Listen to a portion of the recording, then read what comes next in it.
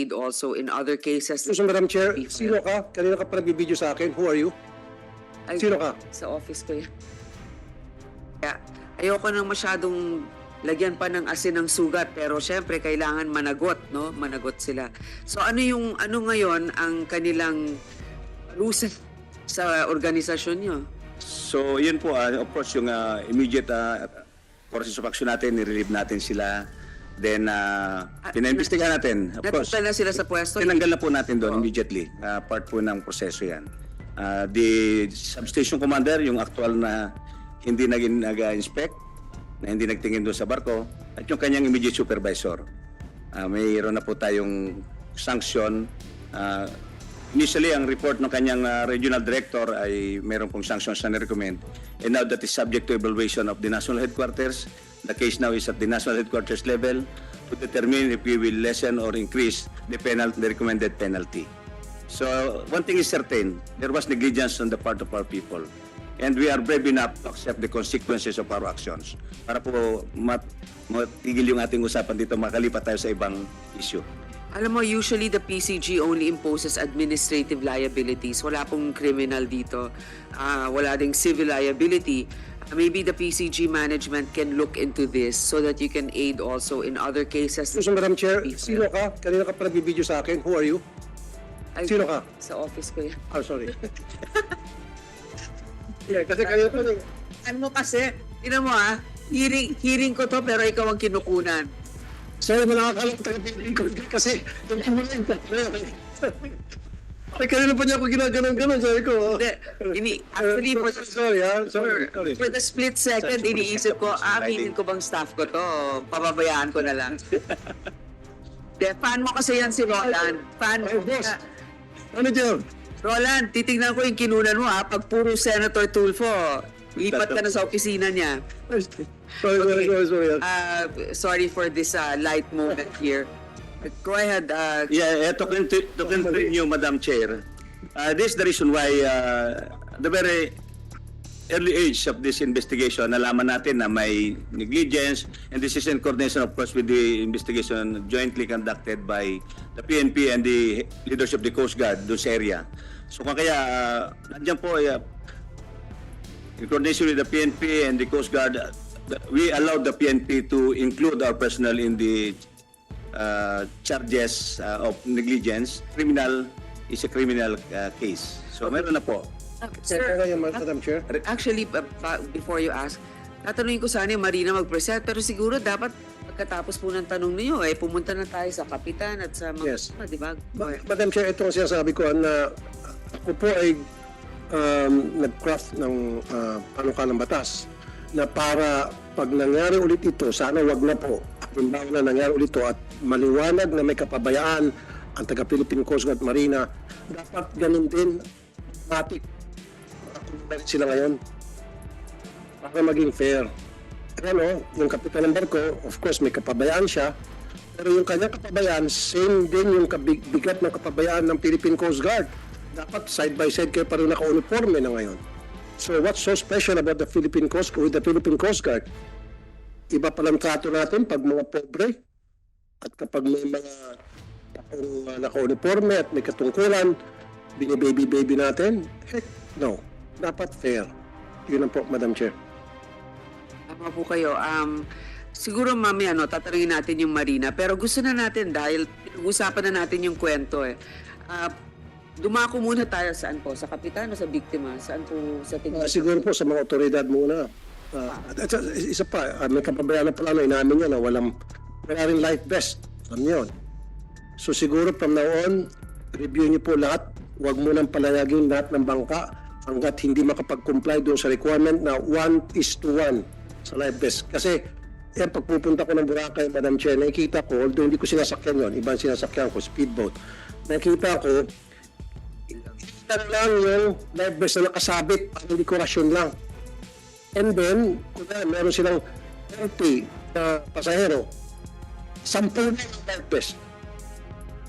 From now on, Costa rin Marina, make sure 1:1 dapat ang life vest sa lahat ng bangka. Actually, Senator Tulfo, it's a good thing you mentioned this kasi I'd like to commend also the one in Romblon, yung Philippine Coast Guard doon. Kasi kaya, I think may isang nasalanta namatay dahil na heart attack. Pero lahat ng pasahero na isalba dahil number one, may life vest lahat.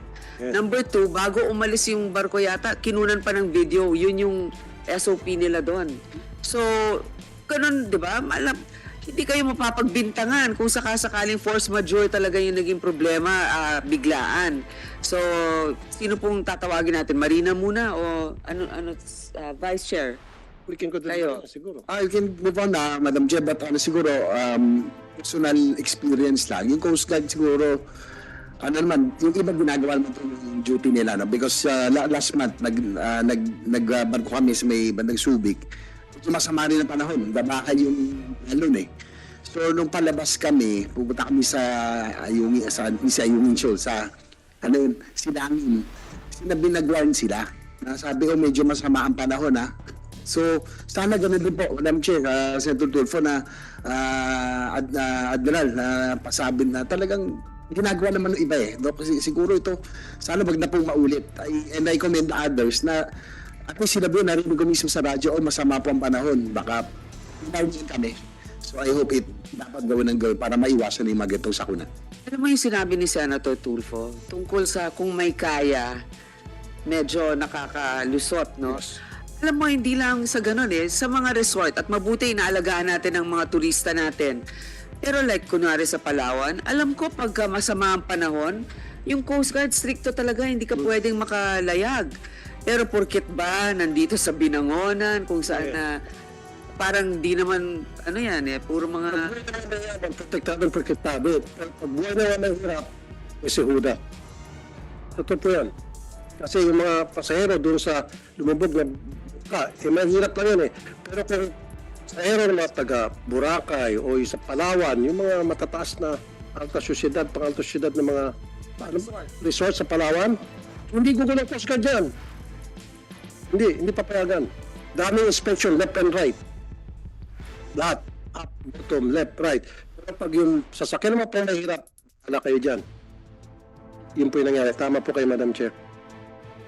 So siguro marinig na natin sa Kapitan? O ano ba talaga? Sa Marina po siguro. Marina muna, Marina. Attorney Fabia, Administrator po.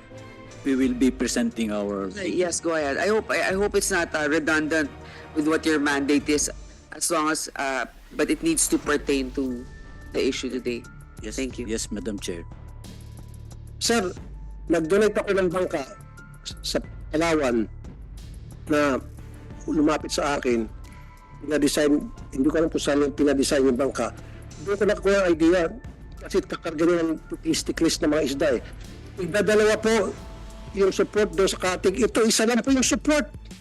Dapat yung tigdadalawa man lang. Mas maganda pa kung tatlo. Tapos sa Katig itself, dapat dalawa ang Katig. Ito isa lang. Yung sumasahid sa dagat na Katig. Doon pa lang dapat makita na po ng mga engineers ninyo. Meron po kayo nag-inspect. Diba?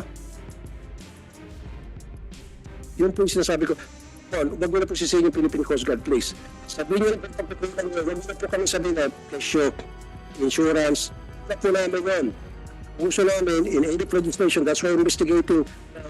Kami pagkukulang na meron kayo lapses para gagawa kami ng batas na hindi na maulit yan. Yun lang po yun. Yung mga If you will allow to continue, sir, proceed na po. hindi kasi sir, sir no, ayoko po. Ano kung pinaikot-ikot niya kami. Kita mo sa Philippine Coast Guard, natapos agad. No sir, don't do that. Huwag niyo kayong paikot-ikotin dito. If you would excuse me, sir. Lalo kitang bidinin. Paikotin ako, lalo kitang bidinin. Mamaya, kalkayin ko pa yung mga biyahe niyo dyan sa abroad. Isang ano niyo dito, Yusek, daming biyahe sa abroad. Ikaw ba ito? Punta ng Istanbul, ano pa to, Indonesia, Bangkok, Doha, California. Saan itong mga travel na ito? Ito po, may kinalaman sa trabaho para mag-inspect o mag-train o ito personal travel. Sige, magpalusot pa kayo, lalo ko kayong didinin. Mas mabuti pa, tulad ng ginagawa ng Philippine Coast Guard, umamin na lang kayo, magtulungan tayo para maiwasan natin itong ganitong klase mga sakuna, we can come up with draft na para maging maayos na yung mga sasakyan dagat natin lahat.